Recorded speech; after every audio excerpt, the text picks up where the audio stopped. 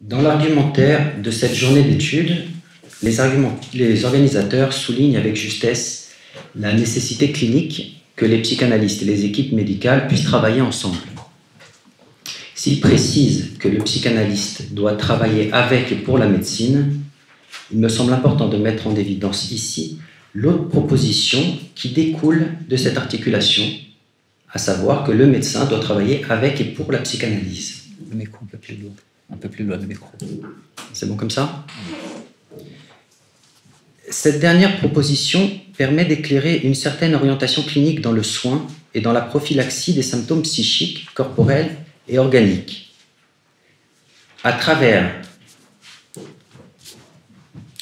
sa cartographie de la clinique avec le malade, le patient et le psychanalysant, à l'usage des médecins psychistes et psychanalystes en institution et en ville, Fernando de Amorim a remarquablement élaboré cette articulation clinique, notamment avec le concept de conification du transfert, qui souligne l'importance que les médecins puissent orienter au plus tôt les patients ou les malades vers le psychanalyste. Dans le cadre du fonctionnement du champ médical actuel, il est sensible que la prise en compte de cette articulation clinique suscite d'importantes résistances, si bien que nous pouvons nous demander si l'importance de celle-ci n'est pas à la hauteur du bouleversement que la découverte freudienne y a introduit. L'ampleur de cette imperméabilité au message freudien apparaît avec d'autant plus de vigueur aujourd'hui que les résultats de la psychanalyse mettent en lumière l'impasse clinique qui consiste à traiter les symptômes des êtres parlants en excluant la question de leurs désirs et de leurs responsabilités. Autrement dit, les apports de la psychanalyse permettent d'éclairer rétrospectivement le dévoiement même du sens de la clinique médicale dès lors qu'elle exclut la découverte freudienne et ses implications. C'est ce qu'Alain Abel-Hauser souligne en ces termes dans un article du journal Le Monde datant de 2004. Je le cite. « La médecine n'a de sens qu'à maintenir une référence réelle à la clinique, c'est-à-dire à l'attention portée à la singularité de chaque cas, ce qui signifie que l'on ne se préoccupe pas seulement de guérir des maladies, mais de soigner des malades, des sujets que l'on commence par écouter pour prendre en compte la spécificité de leurs plaintes et de leurs souffrances. » Pour mettre en évidence cette nécessité clinique de la clinique du partenariat, j'aimerais vous faire part d'une situation qui témoigne du rôle prépondérant du désir de l'être dans une problématique de procréation. Il y a une dizaine d'années, une jeune femme de 30 ans, Sonia, vient me rendre visite. « Je viens vous rendre visite, dit-elle, car je n'arrive pas à tomber enceinte. J'ai rencontré plusieurs médecins et malgré la batterie d'examens que j'ai pu faire, ils n'ont trouvé aucune raison au fait que je ne tombe pas enceinte. Je sens bien que je fais un blocage, que mon corps s'exprime. Cela fait 3 ans que je suis en relation et dès le début, j'avais déjà un blocage sexuellement. J'ai l'impression d'avoir trop de contrôle sur ce qui touche à la sexualité. » Effectivement, Sonia est beaucoup dans le contrôle. Elle ne lâche pas, dit-elle. Elle contrôle ses paroles, son comportement et est constamment obnubilée par la maîtrise de l'image qu'elle peut renvoyer. Cette tendance à vouloir tout maîtriser se représente également dans son rapport à son corps qu'elle cache et maltraite jusqu'à la maigreur. Lors d'une séance, elle dira « Mon corps n'est rien à côté de ma tête. J'ai essayé de le minimiser ou de l'écraser. » Malgré ces difficultés, Sonia remarque après quelques semaines de psychothérapie que quelque chose a changé. « Je vais mieux, dit-elle, je prends du recul. Normalement, si je ne suis pas enceinte, je suis très triste. Là, je ne le vis pas trop mal. J'avance. Je pensais au fait de lâcher. Là, j'ai l'impression d'avoir lâché sur quelque chose. Je ne sais pas vraiment quoi, sur moi-même. J'ai l'impression de me sentir plus légère. » Si cette séance témoigne des effets du traitement psychothérapeutique, elle permet aussi d'éclairer rétrospectivement la dimension symptomatique qui se voilait derrière son envie de tomber enceinte. Ce projet, comme elle l'appelle, accaparait toutes les pensées de Sonia du matin au soir. Elle était obsédée par cette idée, si bien qu'elle délaissait autant sa vie sentimentale que professionnelle. Cette obnubilation va réapparaître quelques semaines après. Alors que les médecins n'ont trouvé aucune raison au fait qu'elle ne tombe pas enceinte, Sonia va tout de même persister dans cette voie. « J'ai fait des examens, dit-elle. Ma réserve ovarienne est bonne. Mon médecin me dit que ça peut ne pas être lié à une insuffisance ovarienne, mais à une endométriose. Il m'a également parlé de la fécondation in vitro. » Nous pouvons constater qu'en ne prenant pas en compte la fonction de cette demande pour Sonia, et notamment sa dimension obsédante, l'orientation médicale va ici à l'encontre même de la psychothérapie. Je demande alors à la patiente de temporiser sa volonté tenace de faire une FIV et l'invite à poursuivre le traitement psychique. Lors des séances, Sonia associe librement autour de ses difficultés sexuelles et se rend de plus en plus compte qu'elle n'est pas à sa place dans son couple. Tout comme son conjoint, qu'elle recommence à investir au fil de la cure, je veux que mon compagnon reprenne sa place de compagnon. Malgré les avancées du traitement, elle est obnubilée par son envie d'être enceinte. Je pense, dit-elle, je pense beaucoup à l'envie d'être enceinte. Si ça n'a pas marché, je vais aller voir le médecin, faire des analyses. Cette obstination laisse à nouveau apparaître les dimensions pathologiques qui sous-tendent sa demande. Telle une idée fixe qui accapare toutes ses pensées, Sonia est obnubilée par cette idée et par la peur qui l'accompagne. Je le veux tellement que j'ai peur que ça n'arrive pas. La dimension obsédante qui caractérise ici son désir d'enfant nous amène donc à une interrogation.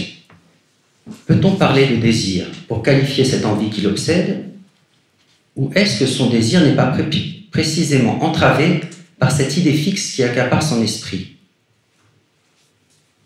La violence corrélée à cette pensée intrusive apparaît au fur et à mesure de ces séances, tout comme l'idée de vouloir posséder ce que l'autre possède. La colère que Sonia va ressentir quand une de ses amies tombe enceinte lui permet de lever le voile sur une haine qu'elle contenait depuis de nombreuses années, haine qui détonnait avec l'image de fille parfaite qu'elle voulait renvoyer. Cependant, malgré le fait qu'elle reconnaisse que sa difficulté à concevoir un enfant est liée à ses difficultés psychiques, Sonia s'obstine quant à l'idée de faire une FIV. Heureusement, il y a un délai de plusieurs mois avant l'intervention, mois pendant lesquels Sonia continue à associer librement sur son envie lancinante d'avoir un enfant, ou plutôt, comme elle le précisera lors d'une séance, sur la peur de ne pas en avoir. « J'envie les femmes enceintes, dit-elle. Moi, je veux tellement que ça ne vient pas. J'ai envie d'avoir ma famille, construire mon histoire, comme si pour moi, avoir un enfant, c'est devenir adulte. » Cette dernière parole est très importante car elle témoigne de la difficulté de Sonia d'être adulte et d'assumer ses responsabilités, éclairant ainsi le nœud clinique qu'il s'agit de dénouer. « Je ne sais pas, dit-elle, si c'est avoir un enfant pour être adulte ou devenir adulte pour avoir un enfant. » À la suite de cette séance, Sonia se rend compte du paradoxe qui sous-tend sa demande de procréation médicalement assistée. Elle veut un enfant, alors qu'elle n'est pas véritablement adulte elle-même. « J'ai l'impression, dit-elle, que je pourrais tomber enceinte sans FIV. Et si je fais une FIV, je ne suis pas confiante. J'ai plus confiance en ma psychothérapie qu'en mon médecin. En fait, j'ai peur de moi. Quand je pense à la FIV, je me dis que je dois m'infliger quelque chose de lourd, physiquement et moralement. C'est l'idée de me faire souffrir. » Cette idée de punition va apparaître de plus en plus dans la cure de Sonia, éclairant ainsi son tiraillement. Les hésitations de Sonia témoignent bien de l'importance fondamentale que le médecin et le psychanalyste puissent travailler dans la même direction clinique, soit dans une direction qui favorise les désirs et la responsabilité de l'être, et non son sentiment inconscient de culpabilité, sa précipitation ou encore son besoin de punition. Sonia poursuit ainsi. « J'ai fait les examens pour la FIV, je ne me laisse pas le temps, même si j'ai très envie de tomber enceinte. Hier, j'ai fait une hystéroscopie, un examen pour voir la paroi de l'utérus, pour voir si les embryons sont possibles. Je m'inflige encore des douleurs. » En mettant en évidence la dimension masochiste de la demande de Sonia, cette séance illustre l'écueil de la clinique médicale dès lors qu'elle exclut de considérer le rôle du désir inconscient dans la symptomatologie de l'être parlant. L'avancée de la cure de Sonia va permettre d'éclairer que ces procédures invasives n'étaient pas nécessaires cliniquement. Sonia va tomber enceinte naturellement. La poursuite du traitement permettra alors de préciser que la difficulté de Sonia à tomber enceinte était directement liée à ce rapport problématique qu'elle entretient à son désir et ainsi à sa difficulté de devenir adulte. À cet égard, si la grossesse de Sonia peut être considérée comme un effet positif de sa psychothérapie, ce dernier ne saurait se confondre avec une guérison, tant de son infertilité que de sa tendance à se maltraiter. C'est d'ailleurs ce que Sonia reconnaît quand elle remarque l'importance de sa cure et témoigne ainsi de son désir décidé. « Ce n'est pas parce que ça s'est débloqué que j'ai fini, je veux devenir une adulte qui s'assume. » Prononcée peu de temps avant d'entrer en psychanalyse, cette parole de Sonia contraste avec le biais de raisonnement qui participe aujourd'hui à compartimenter le champ de la médecine et de la psychologie et qui consiste à se focaliser exclusivement sur un symptôme et sur sa disparition momentanée. Cette focalisation exclusive de l'attention induit une compréhension erronée du phénomène symptomatique qui m'aide à confondre systématiquement la levée temporaire d'un trouble avec sa guérison. Non seulement ce biais interprétatif conduit à assimiler des automatismes avec des thérapeutiques qui se révèlent antinomiques du soin, mais il conduit aussi à entraver la thérapeutique elle-même en empêchant de considérer le lien entre le symptôme qui se manifeste et le désir en souffrance qu'il recèle. À cet égard, la poursuite de la cure de Sonia illustre bien comment le symptôme tend à se déplacer tant que la problématique de l'être dans son rapport à son désir n'est pas démêlée. Avec l'arrivée de son premier enfant, Sonia va remarquer une nouvelle difficulté. En d'autres termes, nous voyons comment l'expression symptomatique se déplace tout en dessinant les contours de la structure psychique, à savoir ici cette spécificité défensive mise en lumière par Jacques Lacan, par laquelle le névrosé obsessionnel maintient son désir impossible. Dans la cure de Sonia, cette problématique spécifique se représentera à nouveau quand elle voudra avoir un autre enfant. Au regard des résultats catastrophiques de ces résultats d'examens médicaux, la troisième demande de PMA de Sonia sera refusée par la commission en charge de son dossier et son médecin lui dira alors de but en blanc que c'est impossible pour elle d'avoir un autre enfant. Cette annonce eut l'effet d'un séisme dans la vie de Sonia. Elle s'investit alors davantage dans sa psychanalyse et quelques semaines après, elle tomba enceinte naturellement. Cette présentation témoigne bien que la clinique du partenariat n'est pas à considérer comme une articulation superflue, comme un luxe, mais bel et bien comme une nécessité clinique. L'exclusion de la question du désir dans le traitement des symptômes psychiques, corporels et organiques semble conduire inexorablement à dévoyer la fonction même du champ de la santé. Dans un article du journal L'Humanité dans lequel il met en évidence comment les politiques de santé publique actuelles consistent à traiter les symptômes et leurs conséquences sans traiter leurs causes, le cardiologue François Carré résume en une formule laconique le fonctionnement absurde du champ de la santé. Je le cite. « Je le dis clairement, nous n'avons pas un ministère de la Santé, mais un ministère de la Maladie. » S'il est possible de remarquer que ce dévoiement de la logique du soin se structure sur une forme de rationalité myope qui se confond avec la scientificité, il est intéressant de constater la disjonction qui clive aujourd'hui la clinique psychanalytique et la clinique médicale dans la façon de répondre à la demande. D'un côté, nous retrouvons l'importance clinique de ne pas répondre à la demande afin que l'être puisse devenir sujet et constituer, grâce à sa cure, un rapport de responsabilité à l'égard de son désir.